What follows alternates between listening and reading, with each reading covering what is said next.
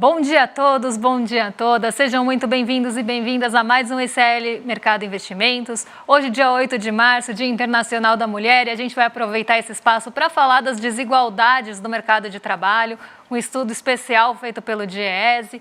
A gente também vai falar da Petrobras, porque não tem como passar o dia de hoje sem falar disso. Petrobras que abriu aí em 12% de queda, a gente vai explicar tintim por tintim disso. Mas tem outros pontos aí para a gente comentar com vocês. A gente vai falar de cesta básica, tem estatísticas de crédito aí no radar. Então, um monte de assuntos hoje para a gente conversar com vocês. Mas antes de tudo isso, André, bom dia, como você está? Bom dia, Débora. Bom dia a todos os nossos telespectadores. Hoje a gente tem alguns assuntos importantes para falar do Dia Internacional da Mulher. Então, a gente fez um especial aqui baseado em dados do DIEESE para falar da desigualdade no mercado de trabalho ainda. Vamos falar da Petrobras aí, que é um assunto polêmico do dia, que o lucro ele foi menor do que foi no ano passado, mas mesmo assim ainda foi um lucro expressivo, só que o mercado não gostou disso. Vamos explicar então o que está acontecendo, vamos falar da cesta básica, mas antes de tudo já vamos partir para a nossa agenda, né, para todo mundo saber o que esperar aí durante o dia, Débora. Então vamos lá, né? Porque hoje é uma agenda bem recheada de indicadores, a gente tem dados importantes sendo divulgados aqui no Brasil e no mundo, né? Então vamos começar aí um giro pelos indicadores asiáticos que saíram aí no comecinho da manhã. Então a gente teve produção industrial PPI, né, que é o índice de preços ao produtor, e o núcleo do PPI na Alemanha. Então a gente já teve a divulgação desses dados. O PIB, né, da zona do euro do quarto trimestre foi revisado, né? Essa é a terceira estimativa, a terceira leitura aí do PIB da zona do euro. A gente tem o IPCS semanal sendo divulgado aqui no Brasil pela FGV, e a gente tem as notas de crédito ou estatísticas de crédito, aquelas que a gente sempre traz aqui, que mostram as taxas de juros de cada modalidade, como é que está a inadimplência, como é que está o comprometimento de renda aí do brasileiro. Então, esses dados foram divulgados hoje de manhã pelo Banco Central. A gente teve agora, às 9 horas da manhã, o início do pronunciamento do John Williams, ele é presidente do Fed de Nova York, então isso deve ficar no radar, até porque nessa semana, né, ontem e antes de ontem, as falas do Powell ganharam um peso muito grande, então a gente deve ter um radar voltado para isso, até porque hoje tem payroll, e o payroll deve ser um indicador que deve também ganhar uma relevância grande. A gente está vendo aqui 10h30. O payroll ele é o relatório mensal de empregos dos Estados Unidos, então a gente tem ali taxa de desemprego, salário médio por hora. Esses dados são de fevereiro e deve ficar muito aí realmente no radar, no foco do mercado, porque ele pode ser um condutor, aí, um indicativo de como deve ser conduzida a política monetária dos Estados Unidos, e aí a gente entende corte ou não de juros por lá e quando eles vêm.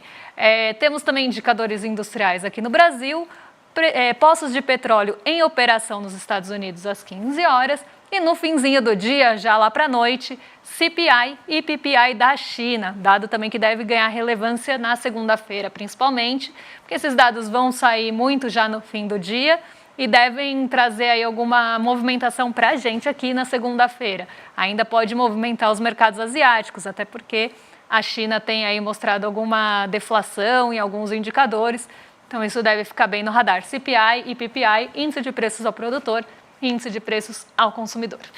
Vamos já partir para o nosso giro de mercado, então, giro pelo mundo, porque a gente tem a Ásia muito animada hoje, falas do Jeremy Powell animaram os mercados, você também teve falas lá na China, lá, que também animaram os mercados asiáticos, né? Então, Débora, fala um pouco do que aconteceu aí na Ásia para a gente.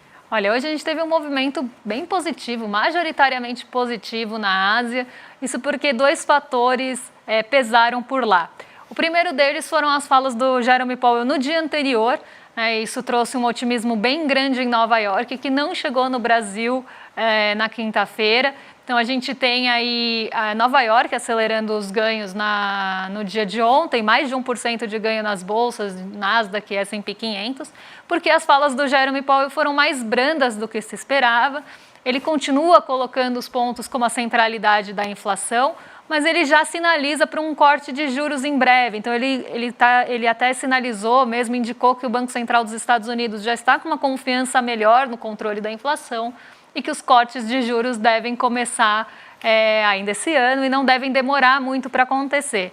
Isso trouxe um ânimo para o mercado esperava realmente algum direcionamento nesse sentido do Jerome Powell, porque essa taxa de juros, o corte ou não da taxa de juros, o momento desse corte está aí muito no radar, está muito na centralidade, porque a gente tem aí não só outras taxas de juros sendo influenciadas pelas taxas de juros estadunidenses, então isso acaba mexendo aí com expectativas de juros, inclusive de outros países, mas também mexe muito com o apetite pelo risco, né? Porque se a gente tem ali uma taxa ali mais alta num título seguro, como o dos Estados Unidos, o recurso tende a buscar essa segurança, principalmente quando se tem incerteza em relação a outros fatores. Então, a gente vê esse movimento de aversão pelo risco, né, de tentar buscar a segurança, de tentar buscar o certo, em vez de correr o risco ali, ter alguma probabilidade de uma perda maior. Então, esse sentimento está bem aflorado, e se a gente começar a ter sinalização que a taxa de juros lá vai começar a cair, a gente começa a ter um sentimento mais, um apetite pelo risco aumentado, que já que as taxas lá vão cair, eu vou passar a ganhar menos, eu vou buscar ganho em outros mercados e topo correr um pouco mais de risco. Então, é isso que está acontecendo ali, por isso que as falas do Jerome Powell estão sendo olhadas pelo mercado. Então, esse foi o primeiro ponto que trouxe um vento positivo para a Ásia nessa manhã. Então, a gente já teve o fechamento de Nova York e isso foi recebido com otimismo na Ásia. Mas a gente tem um outro ponto, porque até o dia 10 está correndo ali na Ásia aquela plenária do governo chinês, do governo popular da China, e ali estão sendo discutidas várias medidas, várias ideias, inclusive, e o que deve ser ali anunciado em relação à economia, em relação a setores importantes da China. E hoje o ministro das Telecomunicações e Tecnologia acabou ali dando uma declaração que ele quer que o setor do país, e ele vai trabalhar para isso, que o setor ganhe vantagens ali competitivas. Então, isso também impulsionou muito o setor de tecnologia, e aí as ações mais voltadas à tecnologia subiram em bloco. Então, eu coloco aqui para vocês o Xangai Composto, ele subiu 0,60 nessa manhã, o Hang Seng também subiu bastante, o Hang Seng tem um peso grande de tecnologia, então ele acaba até sendo uma bolsa também muito sensível a esse tipo de declaração ou qualquer outra notícia envolvendo o setor de tecnologia de uma forma geral, e ele subiu 0,76 também.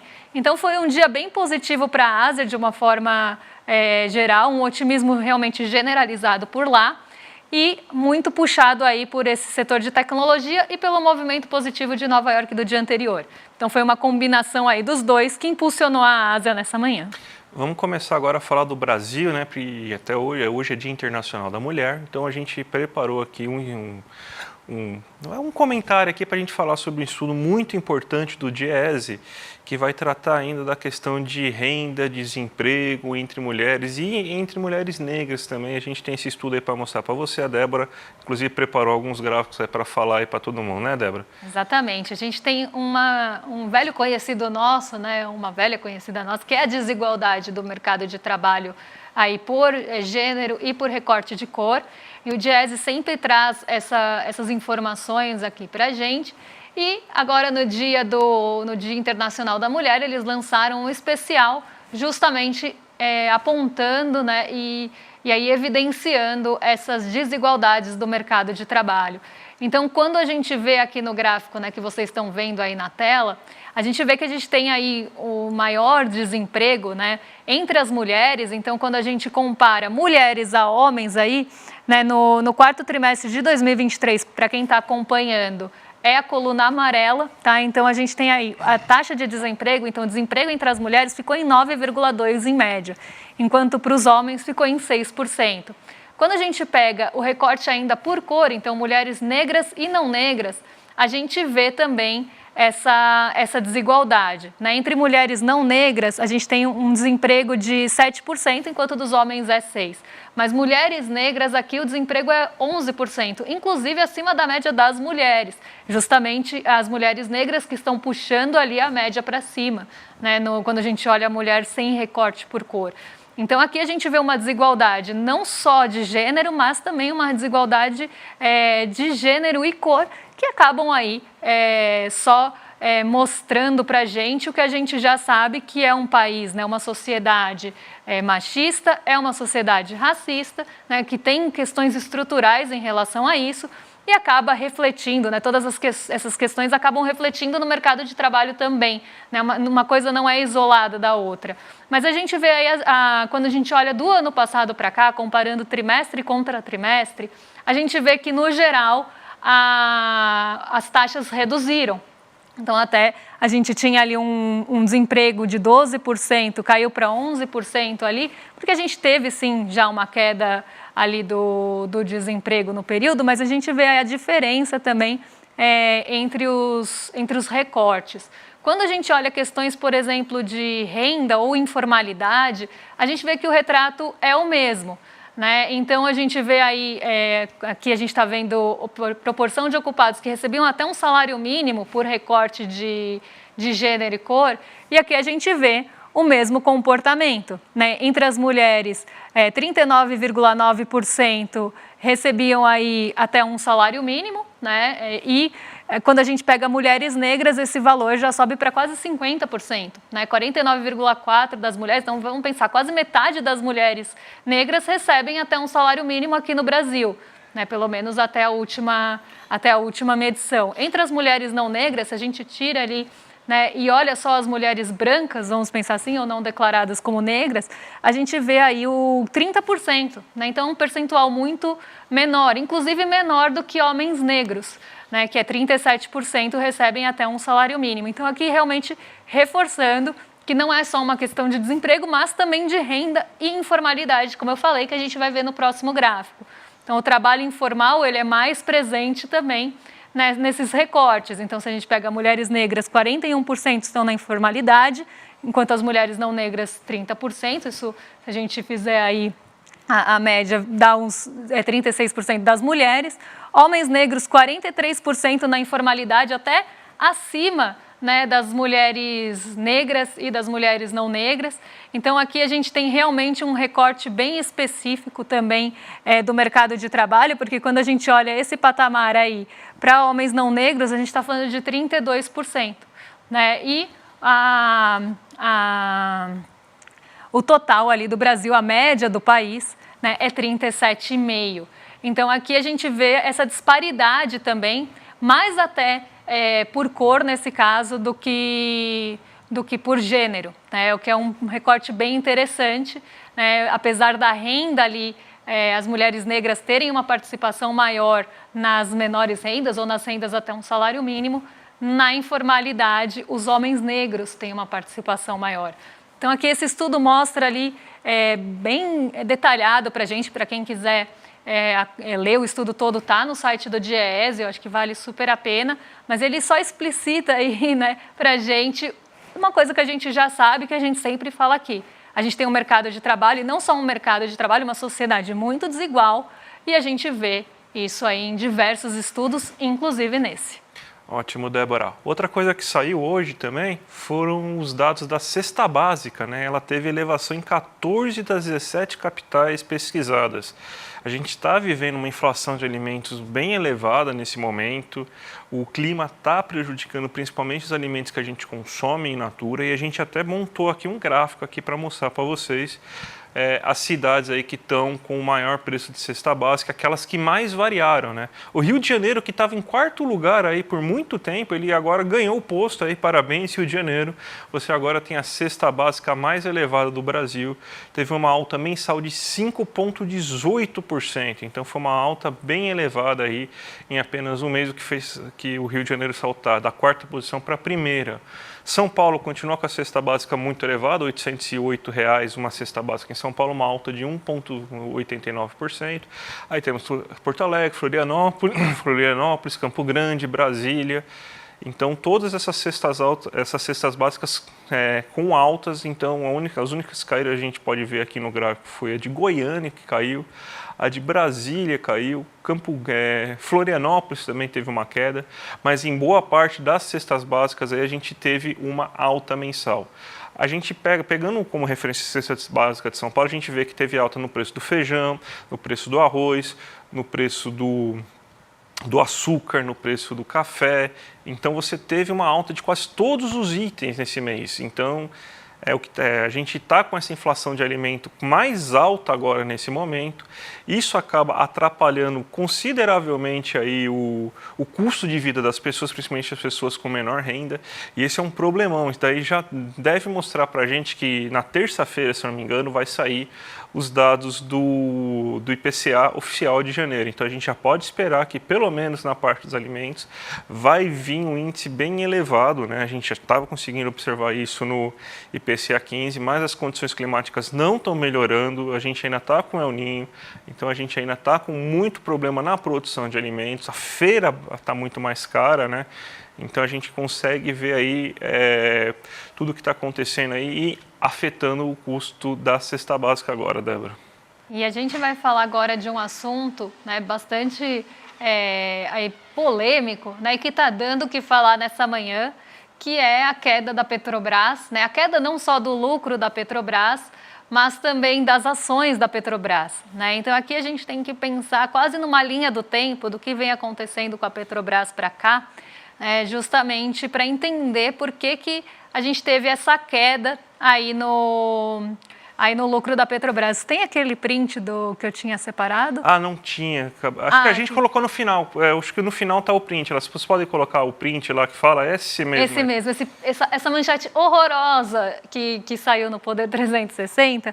E eu quero fazer aqui uma reflexão até para a gente entender como é a narrativa e como é que a gente está vendo a divulgação em relação ao lucro da Petrobras. Então aqui a gente tem lucro da Petrobras sob Lula, como se ele fosse presidente da Petrobras, tivesse grande influência aí em decisões da Petrobras. Sob Lula, lucro tem queda de 33,8%, o que é uma manchete bem enviesada aí e não é muito diferente do restante que a gente vê.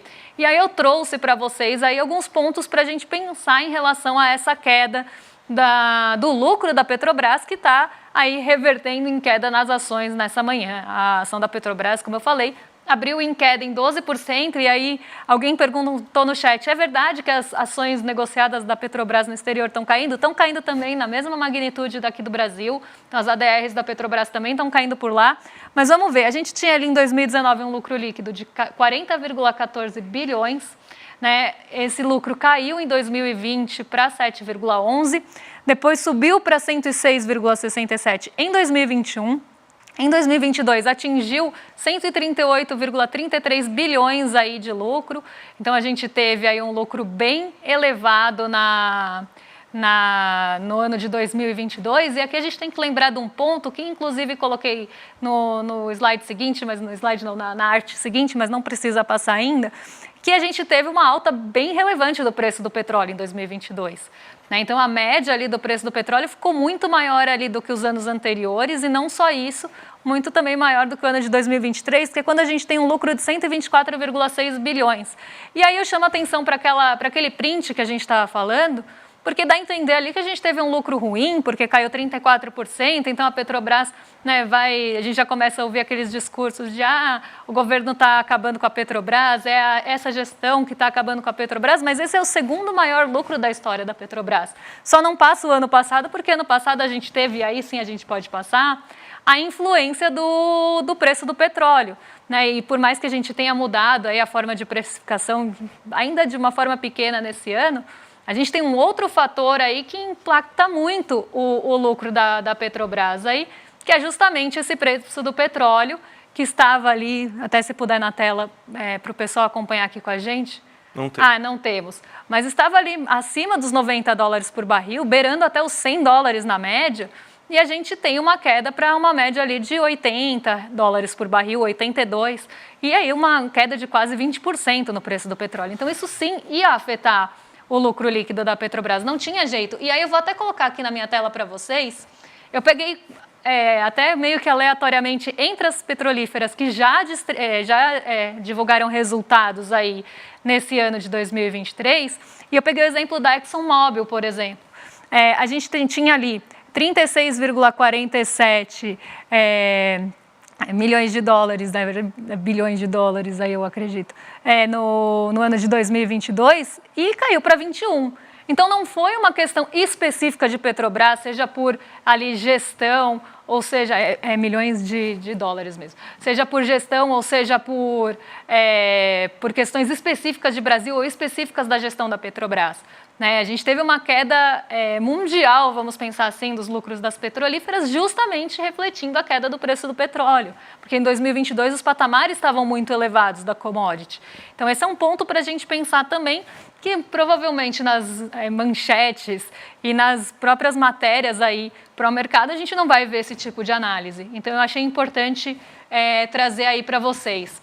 E ainda nesse assunto, eu acho que a gente tem que pensar que a Petrobras ela já está numa sequência negativa muito ruim desde quarta-feira passada, no dia 28 de fevereiro, que foi quando o Jean Paul Prats falou ali da questão de priorizar, da Petrobras liderar os investimentos de transição verde aqui no Brasil, de ter ali, priorizar esses investimentos energéticos, essa transição energética. Então isso já desagradou bastante o mercado, porque o mercado olhou para esse pronunciamento e recebeu esse pronunciamento de uma forma a entender ali que o seu lucro iria diminuir, na verdade que o seu dividendo ia diminuir.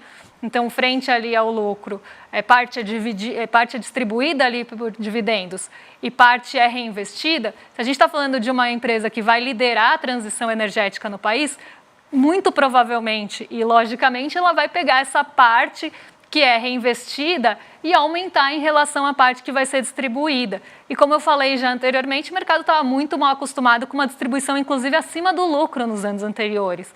Então, ele já está pensando no seu próprio bolso, ali, nos seus próprios ganhos, pensando nos seus próprios interesses. Poxa vida, se a gente vai receber menos dividendos, se a gente vai ter uma taxa menor ali de distribuição, eu vou receber menos dividendos e não vou ficar feliz com isso. Não pensando nem na empresa a longo prazo que precisa do reinvestimento para continuar crescendo, para continuar competitiva, para não ficar atrás dos pares, principalmente no momento de transição. E aí a gente vê hoje, já emendando aqui com a abertura do mercado, Petrobras 3,4 aí, ordinária e preferencial caindo hoje, aí mais de 10%, então a preferencial está caindo 10,21% e a ordinária 11,49%.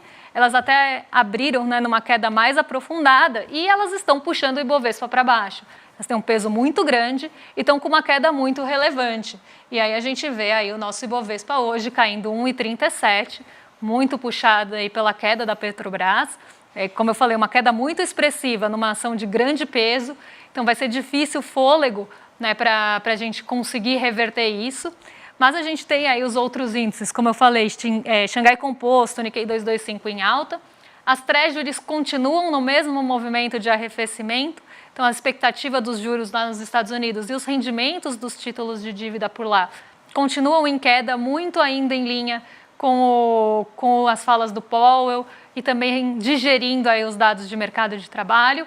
O DI futuro aqui no Brasil está descolado, então a gente tem os juros futuros aqui acelerando, isso também acaba impactando aqui a nossa bolsa, principalmente setores de consumo, mais ligados à nossa economia doméstica, que não estamos falando das commodities nem nada disso, a gente está falando realmente de setor de consumo, imobiliário e as small caps, que são mais sensíveis a esse tipo de movimentação, então isso deve também trazer um dia mais negativo para a nossa bolsa. O dólar sobe 0,92% hoje. Aqui a gente tem um movimento também de saída de capital que a gente precisa pensar.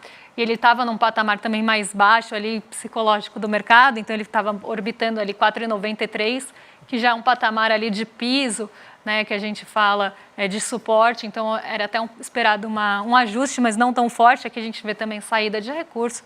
DXY, por sua vez, que é o índice do dólar frente aos seus pares, ele cai, então mostrando que essa alta do dólar ela já está mais focada aqui em países emergentes, exportadores de commodities, e no Brasil, por fatores até pensando na queda da nossa bolsa, a gente vai ter realização, vai ter saída.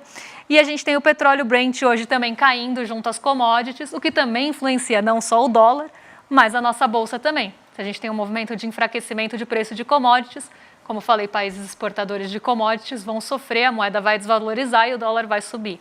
Então aqui a gente tem essa alta e explica também parte da nossa queda da bolsa, mas a nossa queda hoje está sendo puxada realmente pelo desempenho da Petrobras. Débora, hoje é o Dia Internacional da Mulher e todo mundo já sabe que no domingo a gente preparou um especial com a Maria da Penha, né?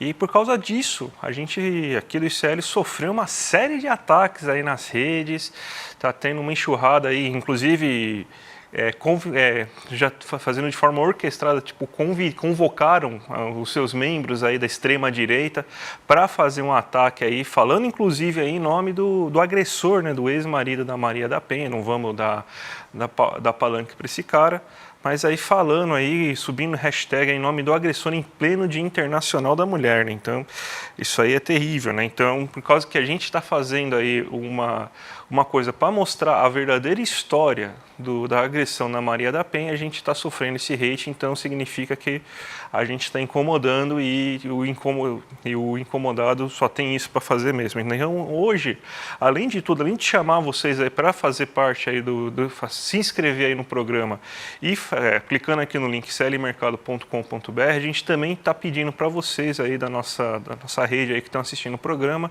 subir a hashtag que a gente sugeriu, que é Estou com Maria da Penha, né? Então, hashtag tudo maiúsculo, Estou com Maria da Penha, tudo junto. Então, quem puder aí, já coloca aí no chat, coloca aí no Twitter, o X agora mudou o nome, coloca aí nas suas redes sociais, Estou com Maria da Penha, para a gente conseguir subir isso e ficar aí nos Trend Topics aí. Vamos passar hoje, então, mais um pequeno vídeo aí da Maria da Penha aí, falando aí sobre um relato para você já ver o que esperar aí no próximo domingo. Olá, eu sou a Roberta Garcia e a Lei Maria da Penha me protege. Eu sou Heloísa Vilela e a Lei Maria da Penha me protege. Eu sou Juliana Dalpiva e a Lei Maria da Penha me protege. Eu sou a Gabriela Varela e a Lei Maria da Penha me protege. Eu sou Vivian Mesquita e a Lei Maria da Penha me protege. A cada hora, 26 mulheres sofrem agressão física no Brasil. Por dia, 51 mil mulheres são vítimas da violência. Desde 2006, a Lei Maria da Penha protege milhões de brasileiras.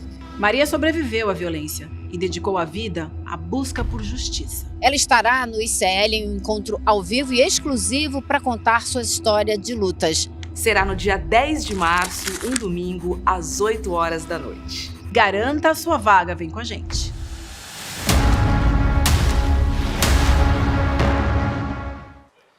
Então, gente, imperdível. Márcia Tiburi, Manuela Dávila, Eliane Alves Cruz, junto com a Vivian Mesquita, Eduardo Moreira e a própria Maria da Penha aí. Vai ser um evento imperdível, né, Débora?